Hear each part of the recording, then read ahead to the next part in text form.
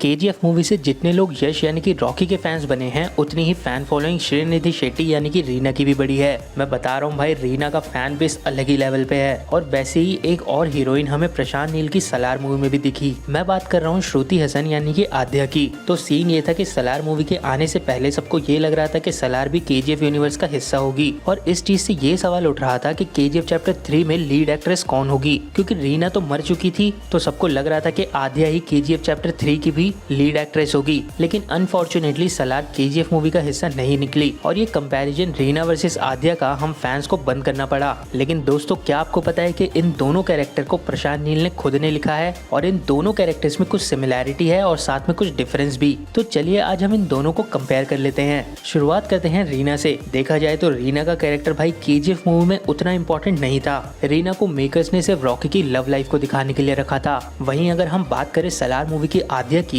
तो पूरी सलार मूवी की करंट टाइमलाइन आद्या की वजह से ही बन रही है। कहने का मतलब ये है कि सलार मूवी में हमें बताया जा रहा था कि आद्या को राधा रमा पकड़ना चाहती थी और मारना चाहती थी, लेकिन देवा उसे बचा रहा था, जिसकी वजह से ही करंट टाइमलाइन में अब वर्दा और देवा की फाइट शुरू हो गई है। और अगर हम बात करें रीना के रोल की केजीएफ चैप्टर 2 में, तो भाई वहाँ पे रीना का रोल बहुत इंपॉर्टेंट हो गया है, क्योंकि रीना के बनने की वजह से ही एक तरीके से केजीएफ भी खत्म हुआ है और रॉकी भी मारा गया है। इस चीज को ऐसे समझो कि अगर अधीरा रीना को नहीं मारता तो रॉकी अधीरा को नहीं मार पाता, और ना ही रॉकी को पता चलता गुरु पांडियन के असली सच के बारे में, और ना ही वो पार्लियामेंट में जाकर पीएम के सामने गुरु पांडियन को गोली से मार देता, और ना ही रमिका सेन आर्मी को इन्फोर्स करती रॉकी को मारने के लिए। तो एक तरीके से देखा जाए तो रीना का रोल केजीएफ चैप्टर 2 में भाई बहुत इंपॉर्टेंट था। वहीं अगर हम बात करें सलार के सेकंड पार्ट के बारे में, तो भाई आद्या और उसके बाप की स्टोरी हमें पता चल जाएगी कि आखिर राधा रमा उसको क्यों मारना चाहती थी। साथ में आद्या का और देवा का एक लव एंगल भी हमारे सामने आ जाएगा अच्छी तरीके से सेकंड पार्ट में। और इसके अलावा हमें वर्दा और देवा के बीच में होने वाली फाइट भी दिखेगी। और जिस तरह से रीना रॉकी के मरने का कारण बनी थी,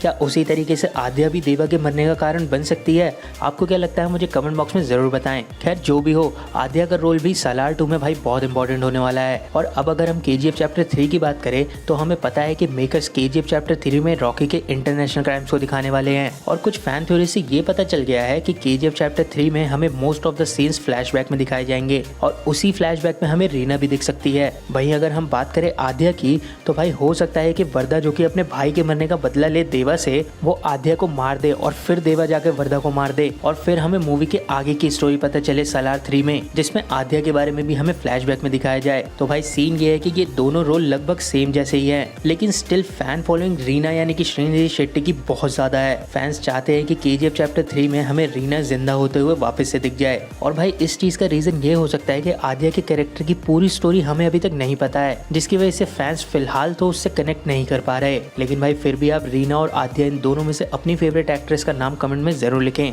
बाकी आपको ये कंपैरिजन अच्छा लगा हो तो वीडियो को लाइक कर दीजिए। ऐसे ऑसम कंटेंट के लिए हमारे चैनल को सब्सक्राइब कर दीजिए। आपसे मिलते हैं नेक्स्ट वीडियो में जल्दी ही।